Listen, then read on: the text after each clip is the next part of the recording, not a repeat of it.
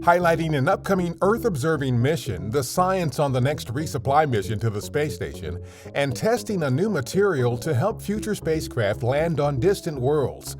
A few of the stories to tell you about this week at NASA. We launched a new interactive website highlighting Landsat 9. The joint NASA and U.S. Geological Survey satellite mission is targeted for launch September 16th from California's Vandenberg Space Force Base. Landsat 9 will continue the program's critical role in monitoring, understanding, and managing land resources, such as agricultural crops, water, and forests needed to sustain human life. For more details, visit nasa.gov/Landsat9. The next SpaceX resupply mission to the International Space Station will carry a variety of NASA science investigations, including a study on preventing and treating bone density loss, an investigation aimed at detecting and mitigating vision disorders, and a new robotic arm demonstration that has potential uses on Earth, including for disaster relief. The mission is currently targeted for launch August 28th from our Kennedy Space Center in Florida. The team working on the umbrella-like adaptable deployable entry and placement technology, or ADEPT heat shield design to deliver science payloads on future missions to Mars and beyond, is testing out a new material called spider weave. It is a woven fabric they think will improve the integrity of the heat shield and make it safer for larger vehicles to safely pass through the atmospheres of more distant locations.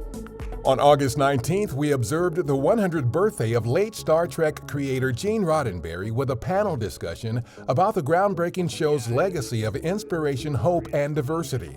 His son Rod Roddenberry moderated the panel, which included Star Trek actor and activist George Takei, as well as members of NASA's diverse workforce. Opening remarks for the event were provided by NASA Administrator Bill Nelson. It also featured a 1976 recording in which Gene Roddenberry talked about the impact he hoped the show would have on diversity and inclusion. The whole show was an attempt to say that humanity will reach maturity and wisdom on the day that it begins not just to tolerate, but to take a special delight in differences in ideas and differences in life forms. We transmitted Roddenberry's recorded remarks into space through the agency's Deep Space Network as the panel discussion was happening.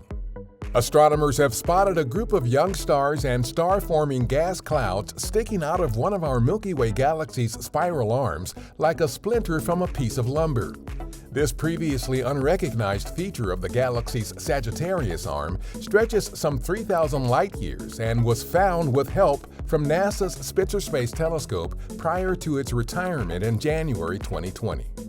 We invited you to join us in celebrating National Aviation Day on August 19th by using the hashtag National Aviation Day to share your celebrations online.